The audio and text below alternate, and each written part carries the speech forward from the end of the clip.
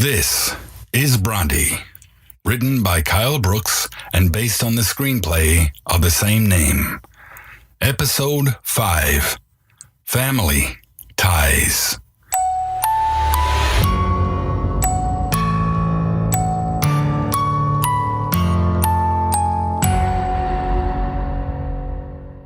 We would like to remind listeners there are depictions of sexual assault throughout this story. I wrote this the day she was born. Baby Ava. Hi, Ava. I'm your daddy. Welcome to the world. I never had much of a father. I never had much of a mother either.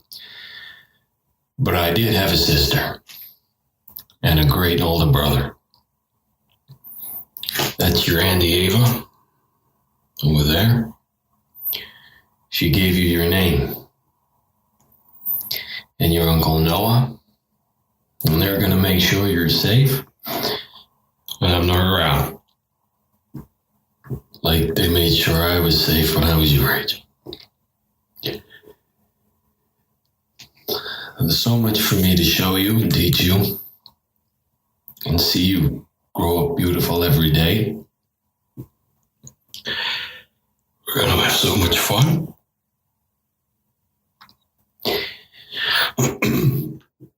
If you ever need me or you ever get told you're not like everyone else, I'm always there. I've been there too, and I know the pain. But you're never going to know that, and you're never going to be alone in this world. You're going to be the best little girl anybody ever knew. The world is going to know you. I love you so much, my baby girl.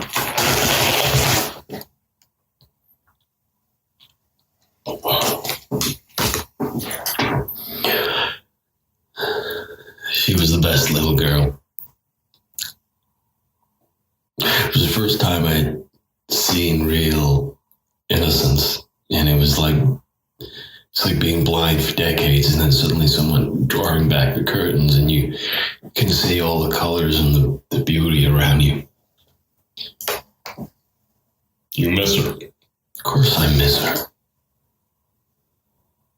Wasn't supposed to be like this. Like what? All fucked up. All fucked up. The whole thing fucked up. My childhood, my thoughts, my actions, that wasn't supposed to be my life. But it was. Yeah. And I know that now. What effect did becoming a father have on you? It stopped me for a few years. I can say that. When did you start again? Around 77, I think it was fall. Why? I didn't want to be without my daughter. It felt like I was so focused on her that those urges went away again. But deep down, I knew that was temporary. Same thing happened when I met Emma. It all went away for a while, and I get bored. I hate that. It all feels such a waste. Harry, was there no help you could seek before it ever got this far? Help? Help where? Oh, hi. I'm looking for some treatment. Sure. What's the problem? I'm a serial killer. Which way to the waiting room?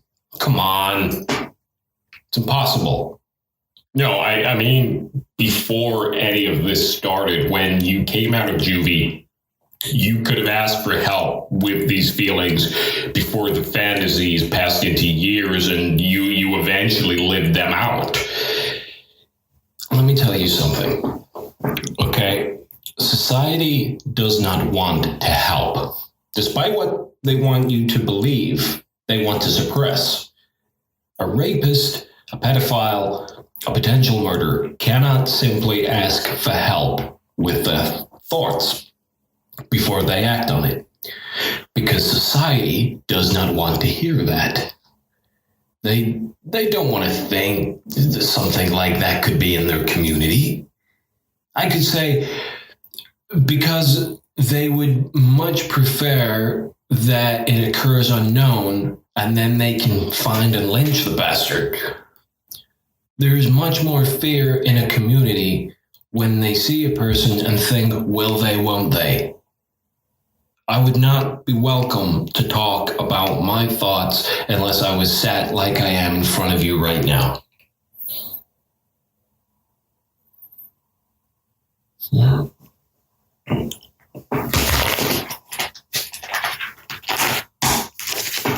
I understand. How long did you get to spend with your daughter? Not long enough. It was a very emotional moment. One of the few times I really saw the man behind the monster. I have no doubt he truly loved his daughter and his wife, but he couldn't keep the dogs at bay. From where he came from, he turned out to have a dream life now, and in this self-destructive way, he would continue to throw it away. I think he regretted his actions, not necessarily the lives taken, but yeah, his decisions, yeah. Yeah, it was fall 77 when he came back. We had several home invasions in the space of 3 or 4 weeks or something. It was like he was making up for lost time.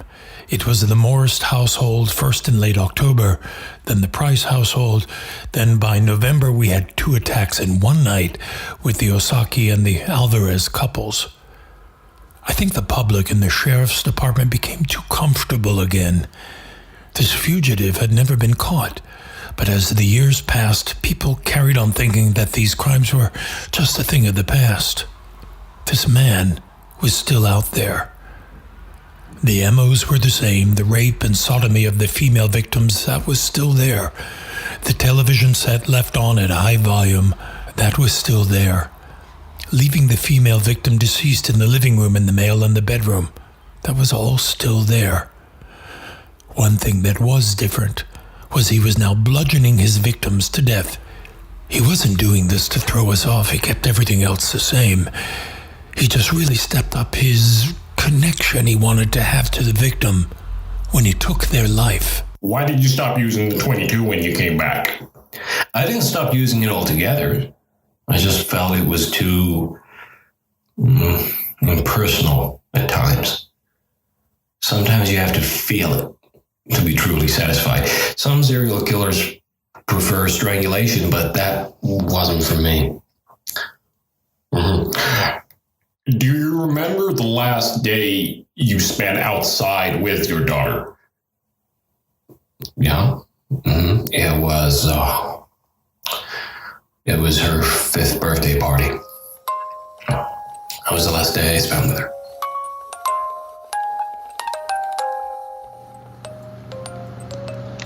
She turned 5, and we had this big garden party for her. Parents around the party were talking about how the attacks had started up again and how they had started changing their locks. And people who had never owned a gun before were now lining up around the block to get their hands on one. Harry would always keep himself distant from those conversations and would just agree with how awful the situation was and that not enough was being done to get this guy. I remember he spent all of his time that day with Ava. Maybe he knew or planned that that would be the last day he would be with her, but she was so happy to have him there with her all day. She never used to leave his side back then, and they did everything together. I mean, everything. From the moment she was born. But I guess he didn't want to put his demons to rest. I remember when she made her birthday wish. Harry kept asking her what she wished for, but she wouldn't tell him. I asked her, and she said if she told me, then it won't come true, as kids say. I asked if the wish was about a certain person, and she said it was. So I told her if she didn't tell that person what the wish was, and then it would be okay, and it would still happen. She told me that she wished her daddy would live forever. Now she's a teenager, and we've had to tell her the truth about what's going to happen in a few days with her father. And I think she's at peace with that wish now. I know Emma changed her name and Ava's name after the trial, but do you think she would be willing to talk with us at all under a protected identity? I don't think that's likely to happen. Ava's birthday, that was the last day he was a free man. I think he probably planned it to be that way. Ava's birthday, I mean. He knew he wasn't going to be able to run forever and time was running out. I think he knew sooner or later he was going to get caught. Thinking about it, he sat down next to me just after Ava made her candle wish, and I said to him, "You look like you got something heavy on your mind." He just passed it off as he didn't know how he was going to put all his party stuff away, but I knew there was something more going on in that head of his. I told him whatever it was he could tell me, but he did what he always did and just shut down and changed the subject. By 1978, Harry Hosea Brontë would commit his final act of violence in the suburb of Mesa. There would be no more lies, no more running, no more double life. The 5-year nightmare of Maricopa County would soon be at an end, and the residents would have a name for their torturer. He gave himself up. There's no other word for it. Law enforcement didn't catch him. He essentially held his hands up and said, "It was me." One of two reasons you do something like that. One, you're tired of running. Or two, you want credit for what's been done. You want people to know you were the one who did all this. You brought a county to its knees. Harry always did like attention. I wouldn't say I made the decision beforehand that this was going to be the last one. It was more of a gut reaction at the time I was in the house. I remember once I was inside, it was just like any other incident. I went into the bedroom, found the female asleep. No mail. Didn't even care. Kicked the bed. She woke up and I said, "Yeah, don't move, bitch." She started freaking out, saying, "Oh, you're him, aren't you?" I said, "You better fucking believe it." I got too cocky. I didn't fully check the house like I used to. I guess I didn't care anymore. It was all going to come to an end soon anyway with how things were going. I can't run forever, so I guess I also thought that I was above everything. I was above the police. I was above everyone. I was above the sheriff's department. Nobody could touch me. So I kick the bed. She wakes up, and in that moment, this guy comes in the room and jumps on me, going for the gun. We struggled for control of that for a while, and the female ran out of the bedroom. I don't know where she had gone at the time. Then the fucker smashes this lamp over my head, cuts my fucking brow right open. So I forced my thumb into his eye. Kind of backs up like this, and I rolled on top of him and grabbed the gun, put it straight under his chin and pulled the trigger. This had not gone to plan at all. I panicked, ran out of the bedroom into the hall and saw that the female running out of the bedroom at the other end of the hall. I shot her instantly. This had to be something to just get done straight away and get out. I remember standing there for a moment and I can hear crying. I can hear this very faint crying. I slowly walked into the room at the end of the hall that she had ran out of. And I see it's a nursery. A nursery, like Ava's. I kept hearing this muffled crying. And I realized it's coming from the closet. I swing open the door and this little girl is inside. She's holding a baby. She must have been about 8 years old, thereabouts. I didn't even have a mask on. And in that moment, I knew it was all over. There was a slight relief when I thought that. I wasn't going to kill a kid. And she could identify me very easily. I just lowered the gun. And I said to the girl, tell them it was Brontë. And then I left. Why did you do that? You won't believe what I tell you now, but I'll tell you anyway. I was disgusted by what I saw, by what I did. For the first time, I was disgusted. It was like seeing a reflection of myself in that child's eyes. It was like seeing Ava looking at me, holding this gun, and I've just killed her mom and dad. I then get a call at about 3 a.m. telling me he's hit again, but he left a couple of kids alive there. I was told they got a good look at him. He had no mask on. The kid said he had a slight limp and he left it with a message. I asked the deputy, what message? And he says, he gave his name. Clarence.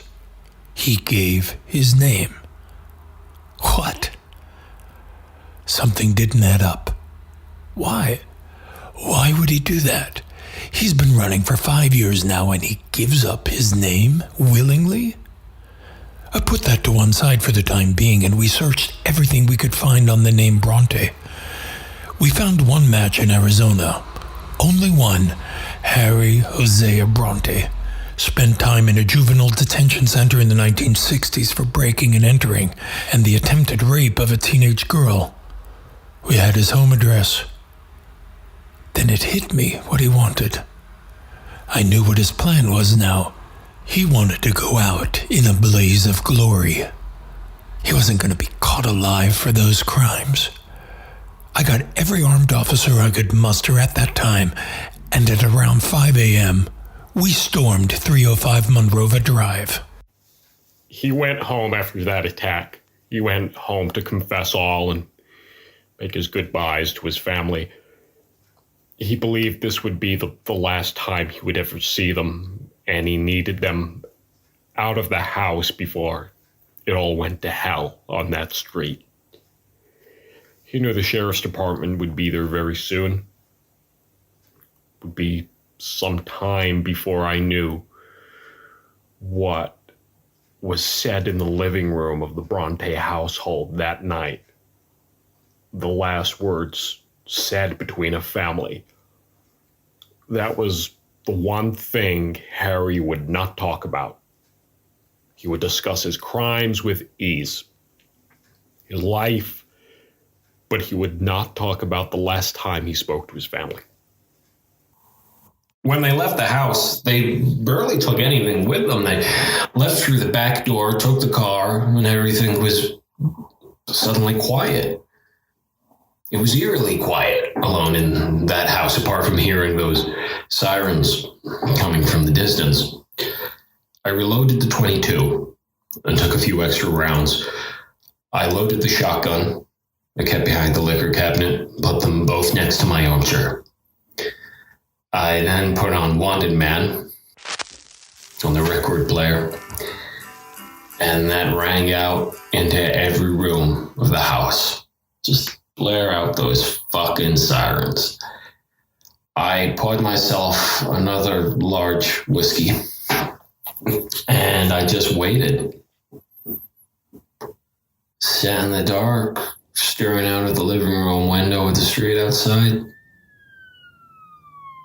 Those sirens just kept getting closer and closer with every shot of whiskey I had. Then they were there. And it was time. I was scared. They all piled out of their cruisers into defensive positions, behind the cars. And I remember I accepted what was about to happen. I flipped over the dining room table and took cover behind it. I then waited for them to come up to the door. As soon as they kicked that front door in, I let off a round into the chest of one officer. I killed him instantly. It all turned into fucking mayhem from there. He killed Officer Cruz on impact. He himself was a family man. We heard the shot ring out and we reported shots fired.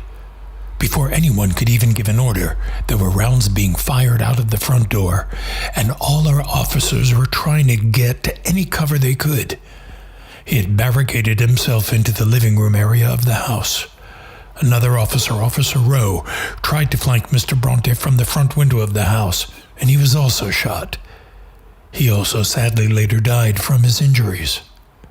I wanted him alive. He wasn't going to get the easy way out he wanted. I was getting overrun pretty quickly. I was thinking it would all be over soon, so just keep shooting. The cops then came charging through the back door. I fired the remaining shells I had left in the shotgun, and then suddenly I feel this hit that knocked the wind out of me. I look down and I see I've been shot in the shoulder. I took the .22, fired a few shots. I didn't even know what the fuck I was shooting at, just anything. Fired a few shots and they headed up the stairs. I was used to hunting in the dark. They weren't. This was my territory now. Over the radio, I was told he had been hit and he had retreated upstairs. Brontë's been hit, I repeat, Brontë's been hit. We pursued. We didn't want to give him any time for any means of escape. We were dealing with a highly dangerous and adaptive killer here, and we couldn't give him an inch. There was radio silence after that, whilst officers cleared the rooms. And then we heard another shot. I hid down the hallway. I thought I had more shots left than I did. A cop was passing by the doorway, and I went to move past, and he spots me. We both shot at the same time. I got it in the leg, and I hit him in the head. I was then on the floor, and I put the .22 to my head, and I pulled the trigger. The chamber was empty. I just thought, fuck. Next thing, I remember I'm getting the shit kicked out of me by all these cops. No, it didn't go my way that night. He killed 3 police officers that night. Everyone wanted to kill him. He wasn't going to get what he wanted. Not this time. We finally had him. I didn't get a chance to actually sit down and talk to him face to face for a few days after that. I was finally going to get to look at this man who I'd been chasing for 5 years, who had given me countless sleepless nights, and tell him he's done. When I did speak with him, I asked him straight, why? Why did you do it? He just said, I hate rude people. Following his capture, the Rude Ripper, Harry Hosea Brontë, would plead guilty to all charges against him in order to avoid trial. Due to the severity of his crimes, he would later be sentenced to death at Arizona State Prison. That date was now upon him as he spent his final moments of life, reflecting on the reality that now lay before him. I didn't want any trial. I said that from the get-go. I didn't want Emma or Ava hearing the details of those cases at the time. They would have had to sit through months of media attention and hearing everything that happened with those people, so I just cut it short. I was going to be found guilty either way. Trial felt redundant. So I just wanted all of that cut out. Got the death penalty, and that was always going to happen. I did believe him when he said why he pled guilty. As I've said before, his family were the only real human part of him. The only thing that really hit a nerve in him. If I may, I would like to just read something I found many years later. When I was actually covering his guilty plea, I published Harry's final statement at his sentencing. Here we go. So, this was Harry Hosea Brontë's final statement on the day of his sentencing. So, here we go. I've done a lot of bad things my whole life. I know the details of my crimes will eventually be known far and wide. I know my child will eventually know what kind of man her father was.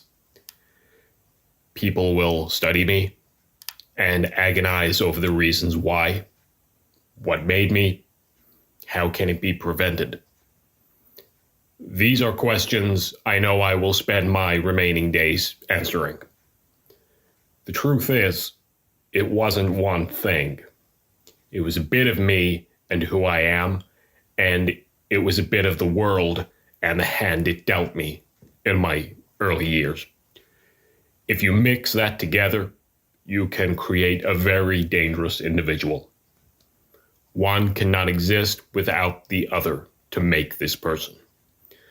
This is by no means an excuse for my actions, but it is a small insight. I know what I am, and now I can only apologize for the pain I have inflicted on everyone else and everyone involved. All I ask is that you were fair on the families of the victims when I was not. Thank you. He was taken away after that. Harry's sister contacted me very soon before our meeting on death row. She told me Harry's wife was in town for his execution, and she explained to her what was happening and what I was conducting with Harry, and I haven't spoken to Ava and Noah. And she told me that Emma would be willing to sit down and talk with me before it went ahead, with the understanding that her new identity was not made public. Of course, I agreed to uphold this, and her new name was not used or ever used on any recordings. I was about to meet the wife of Harry Brontë.